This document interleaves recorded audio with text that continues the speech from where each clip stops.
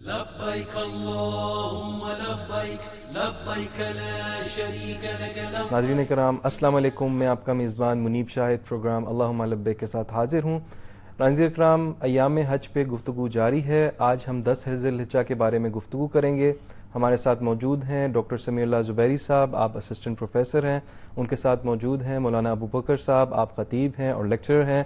10 ذی الحجہ سے پہلے، کیونکہ پچھلے پروگرام میں ہم نے مزدلفہ کے بارے میں گفتگو کی تھی، مزدلفہ میں رات گزارنی کیسے ہے اور کیا کام کرنے والے ہیں، اب فجر والے دن حجاج کرام کیا کریں گے؟ یہ مزدلفہ میں آپ نے رات کو نماز پڑھ لی، اس کے بعد جو سنت ہے نا، وہ وہاں پہ سونا ہے تھوڑی دیر کے لیے، کیونکہ وہ بھی اللہ کا ذکر ہے. وہاں پہ جو سو جاتے ہیں آپ تھوڑی دیر کے لیے، جی وہ بھی اللہ کا ذکر ہے. صحیح. اس میں ایک رخصت یہ ہے کہ جو ضعیف، کمزور، ناتواں اور مریض ہیں، وہ فجر کے وقت نکلنے کی بجائے، یعنی 10ویں تاریخ کی فجر کے وقت نکلنے کی بجائے آدھی رات کو ہی کینکریوں کے لیے نکل سکتے ہیں، اور وہ رات کو بھی کینکریاں مار سکتے ہیں، کیونکہ ضعیف ہیں، کمزور ہیں، ناتواں ہیں یا معذور ہیں. اور ان کے ساتھ یہ بھی ایک فقہی مسئلہ نوٹ کر لیں، ان کے ساتھ جو سہارا بننے کے لیے توانا اور تندرست، بالکل سیف اینڈ ساؤنڈ جو لوگ ہیں، مضبوط گئے ہوئے ہیں، ان کا بھی وہی حکم ہے، وہ بھی اسی وقت کام کر سکے. علماء نے اس کی بیان کیا ہے. صحیح. تو وہاں پہ پہلا کام تو یہ ہے. جی. پھر کچھ لوگ مزدلفہ سے 7 کینکریاں اٹھا لیتے ہیں. آج ہم نے صرف 7 کینکریاں مارنی، کیونکہ 10ویں تاریخ ہو جائے گی، یوم النحر، جی. قربانی کے دن شروع ہو جائے گا صحیح. فجر کے بعد. اور پیغمبر علیہ السلام کی سنت یہ ہے کہ آپ نے فجر اس دن بہت جلدی پڑھی ہے، جی. یعنی بہت ہی اول وقت میں. حتیٰ کہ بعض لوگوں نے کہا کہ صلی قبل الوقت، کہ آپ نے شاید وقت سے پہلے پڑھی، حالانکہ ایسا ہے نہیں. آپ علیہ السلام بر وقت ہی نماز پڑھتے تھے، کیونکہ موطا امام مالک کی ایک حدیث سے لوگوں کو یہ شبہ ہوا کہ شاید اس دن وقت سے بھی تھوڑی دیر پہلے پڑھ لی، لیکن ایسا نہیں. مطلب لیکن یہ اشارہ ضرور ہے کہ بہت ہی اول وقت میں پڑھ کے، جو ہی وقت ہوا فوراً فجر ادا کر کے اللہ کے ذکر کی طرف لپ کے، اور سورج طلوع ہونے سے کچھ لمحے پہلے وہاں سے رخصت ہو جانا. آپ نے کس طرف؟ حرم کی طرف، یعنی رستے میں منا آئے گا، جہاں پہ آپ نے جمرہ عقبہ پہ 7 کینکریاں مارنی. ٹھیک ہے، میں ابو بکر صاحب سے یہ سوال کروں گا.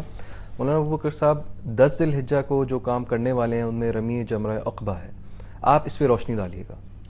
منی بھائی، 10 ذی الحجہ کا سب سے اہم ترین کام جو ہے وہ رمی الجمرات ہے. جی. اور اس کے بعد پھر قربانی ہے، پھر حلق تقصیر ہے، اور پھر طواف کر لیا آپ نے بیت اللہ جانا ہے. جی. ان میں سب سے اول جو کام ہے وہ رمی الجمرہ عقبہ ہے. یہ بات ذہن نشین کر لیجئے کہ رسول اللہ صلی اللہ علیہ وسلم سے متعدد صحابہ کرام نے آ کر پوچھا کہ اللہ کے رسول صلی اللہ علیہ وسلم، ہم سے ان تمام 4 کاموں کی ترتیب بدل گئی ہے. کسی نے کہا کہ میں نے پہلے قربانی کر لی، ابھی جمرہ کو رمی نہیں کی تھی، آپ نے فرمایا لا حرج. اسی طرح کسی نے کہا کہ میں نے قربانی سے پہلے اپنے بال کٹوا لیے، مجھے معلوم نہیں تھا، آپ نے فرمایا لا حرج.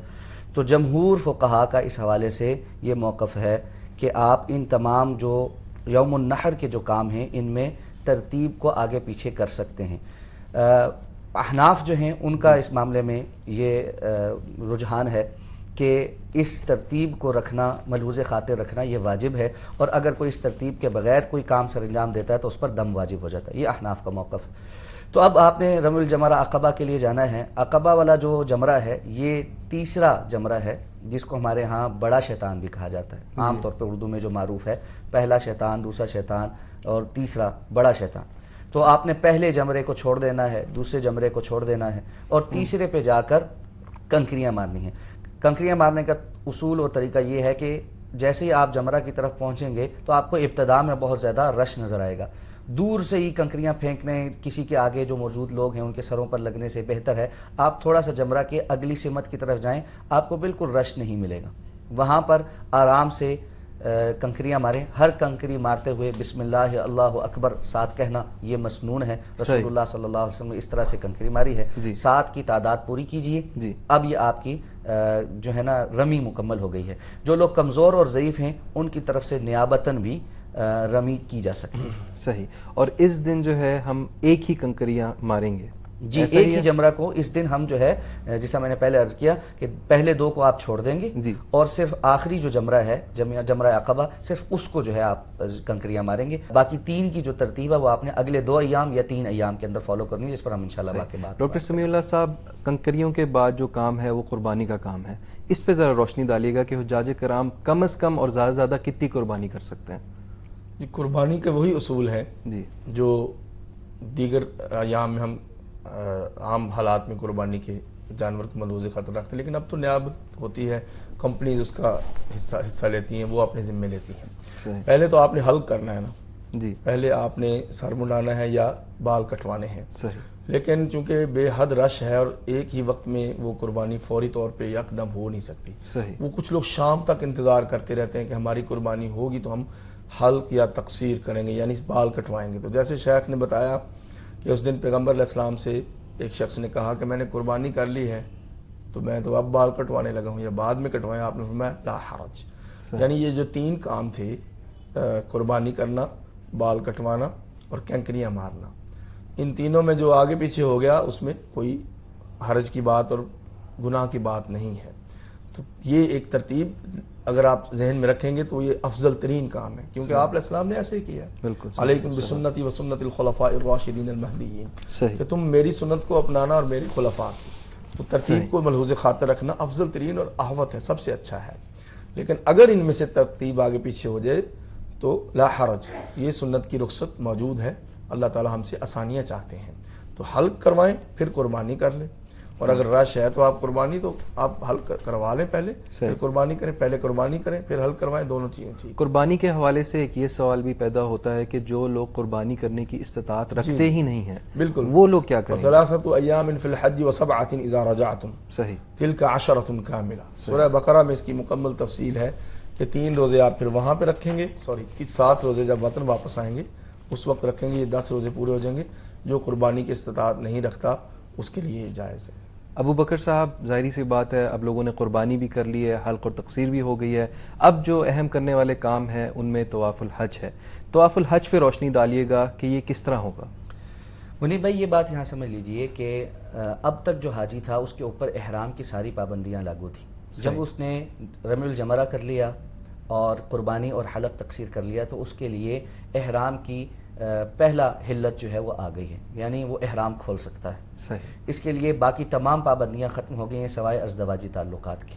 صحیح. ازدواجی تعلقات کی پابندی جب تک وہ طواف حج یا جس کو طواف زیارہ بھی کہتے ہیں یا افاضہ بھی کہتے ہیں وہ نہیں کر لیتا، یہ پابندی اس وقت تک برقرار ہے. تو اب جب حجاج کرام نے قربانی اور حلق یا تقصیر سے فارغ ہو گئے تو آپ اپنا احرام کھول دیجئے، صاف ستھرے ہو جائیے، غسل کیجئے، کیونکہ 2 دن سے مسلسل احرام میں رہنے کی وجہ سے جسم میں گرد و غبار اور جو ہے نا میل کچیل آ جاتی ہے، تو آپ اس سے فارغ ہو جائیے. صحیح. اب اہم ترین کام حج کے ارکان میں سے ایک اور رکن جس کے بغیر حج مکمل نہیں ہوتا وہ طواف افاضہ یا طواف زیارہ ہے. اس کے لیے بیت اللہ جانا ہے. یہ بات سمجھ لیجئے کہ طواف افاضہ کرنے کا بہترین وقت تو یہی ہے کہ آپ رمی الجمرہ کریں، قربانی کریں، حلق تقصیر کریں اور اس کے بعد سیدھا حرم چلے جائیں اور وہاں جا کر طواف کریں اور طواف کرنے کے بعد اور سعی کرنے کے بعد واپس منی آ جائیں. لیکن اگر کوئی شخص پہلے دن نہیں جاتا تو اس پر کوئی حرج نہیں ہے، وہ ایام تشریق میں یعنی 11، 12 اور 13 تاریخ تک بھی طواف اور سعی کر سکتا ہے، یعنی اس طواف کو مؤخر بھی کیا جا سکتا ہے. صحیح. اب جو شخص طواف کے لیے چلا گیا ہے اس نے بیت اللہ میں جانا ہے. جس طرح ہم نے عمرے کے طواف کے تمام احکامات بیان کیے تھے اسی طرح طواف کا آغاز کرنا ہے، 7 چکر مکمل کرنے ہیں اور اس میں اللہ کا کثرت کے ساتھ ذکر کرنا ہے. رکن یمانی سے حجر اسود تک ربنا آتینا فی الدنیا حسنہ وفی الآخرۃ حسنۃ وقنا عذاب النار کی دعا پڑھنی ہے. اور اسی طرح طواف کے 7 چکر مکمل کرنے کے بعد جو مقام ابراہیم ہے اس کی طرف آنا ہے. اگر اس کو اس کے پیچھے جگہ مل سکے تو ٹھیک ہے، ورنہ جہاں پر بھی جگہ ملے واتخذوا من مقام ابراہیم مصلی کہہ کر اس نے طواف کی 2 رکعت نفل ادا کرنے، جس میں پہلی رکعت میں سورہ الکافرون اور دوسری رکعت میں سورہ الاخلاص یعنی قل هو اللہ احد اس نے تلاوت کرنی ہے. صحیح. سمیع اللہ صاحب، آپ یہ بتائیے گا کہ جو بیمار لوگ ہیں یا عذر والے لوگ ہیں ان کے لیے طواف حج میں کوئی کسی قسم کی رخصت موجود ہے؟ تو وہ جیسے شیخ نے بتایا وہ تاخیر کر لیں گے نا، جب رش کم ہو جائے گا اس کے بعد وہ کر لیں گے 11. بلکہ بعض علماء نے تو یہ کہا کہ اس کی تاخیر کی کوئی حد نہیں ہے. وہ ذی الحجہ کے مہینے میں کسی دن تک بھی اس کو لے جا سکتے ہیں. صحیح.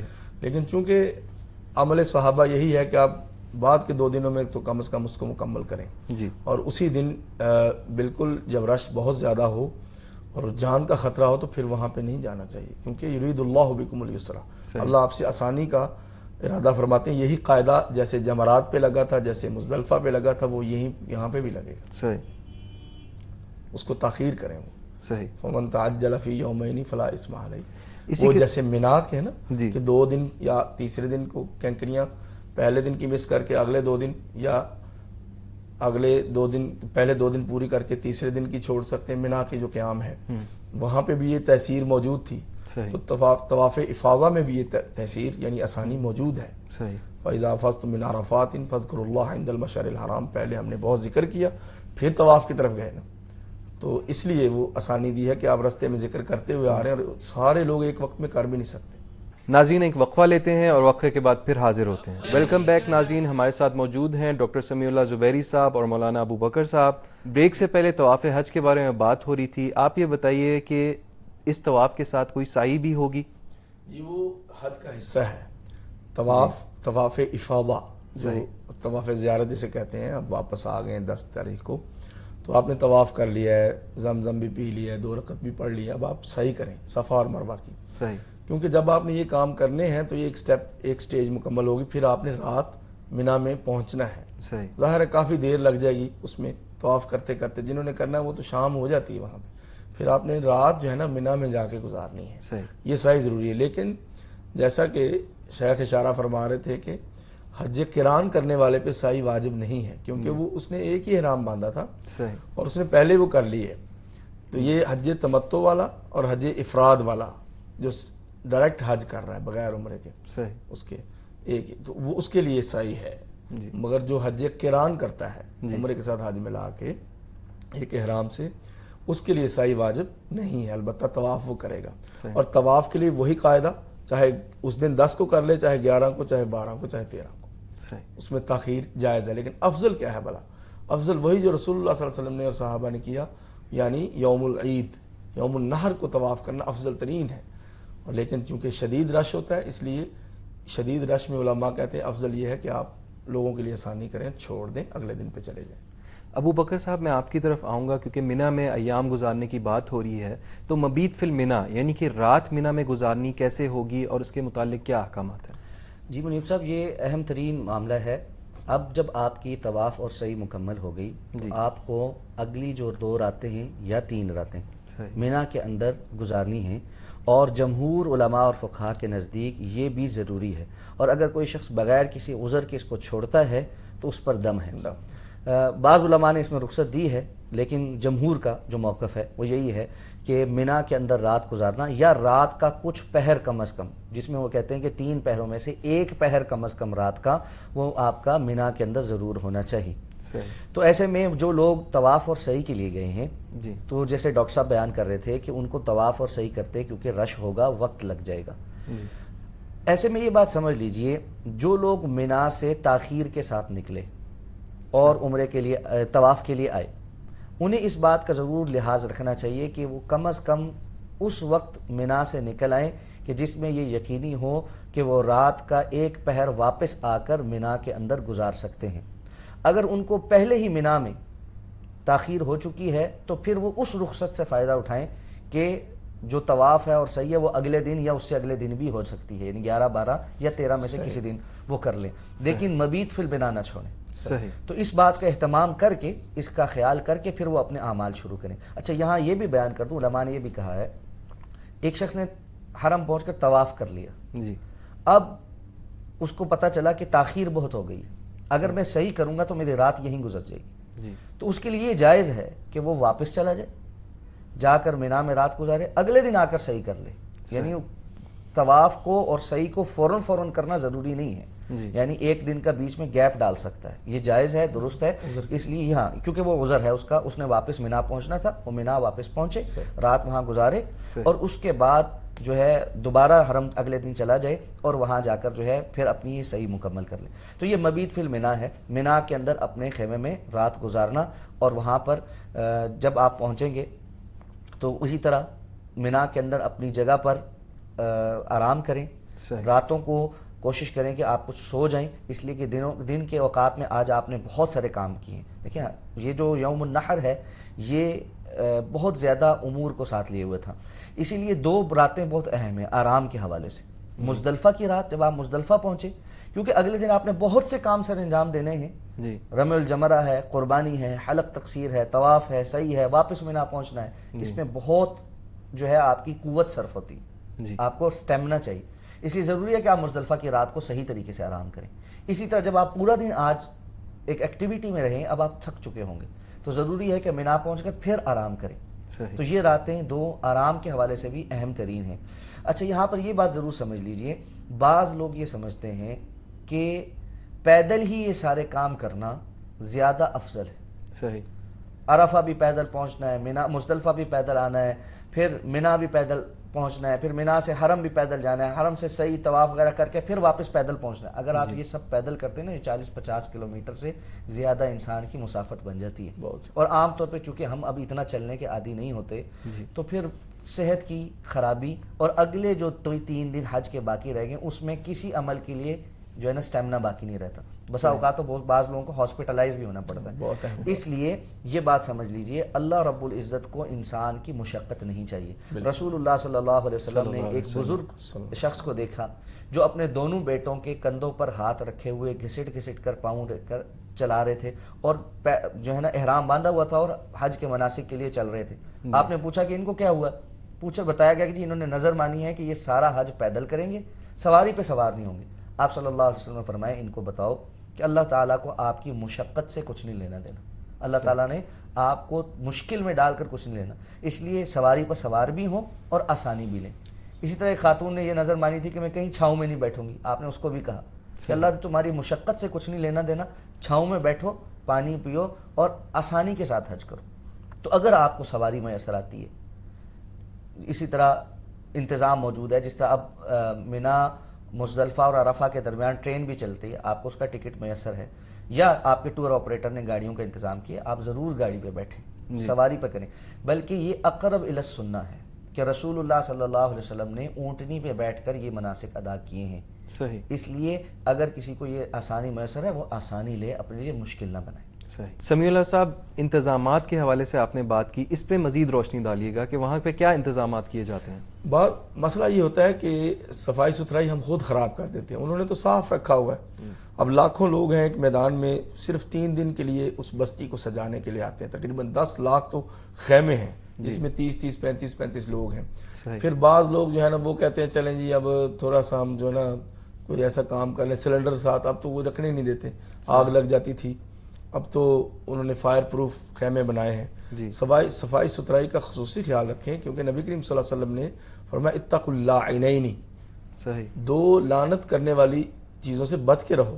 ایک ہے رستے میں گندگی ڈالنا، ٹھیک ہے، چاہے اپنی وہ قضاء حاجت کے وقت ہی ڈال دیتا ہے، تو وہ بچنا ہے، آپ نے لوگوں کے لیے آسانی کرنی ہے۔ المسلم من سلم المسلمون من لسانہ ویدہ، زبان سے شروع کیا، کیونکہ کوئی آپ کو غلط بات بھی کہہ دے گا، کوئی کہے گا یہ مسئلہ غلط کر رہے ہیں آپ، حالانکہ اس کو خود بھی بیچارے کو بعض اوقات نہیں پتہ ہوتا، تو آپ نے صبر کرنا ہے، آپ نے کہا ٹھیک ہے میں دیکھتا ہوں، تو اپنے زبان کو کنٹرول کرنا ہے ذکر الہی سے، اور ہاتھوں کو لڑائی وغیرہ سے، فلا رفث ولا فسوق ولا جدال فی الحج، وہ اصول یاد رکھیں کہ ایک تو غلط گندی باتیں نہیں کرنی، ٹھیک ہے، نہ فون پہ، نہ سامنے آمنے، اور نہ ہی وہاں پہ کسی کو گالی دینی، نہ تانا دینا ہے کہ یہ سیاہ فام لوگ تو ایسے ہیں، یہ فلاں خطے کے بر صغیر کے تو ایسے ہوتے ہیں، اگر کسی ملک سے ہماری کوئی نظریاتی جنگ ہے تو اس کے سارے لوگوں کو حج میں بھی برا کہا جا رہا ہے، لا یجوز، یہ جائز نہیں ہے۔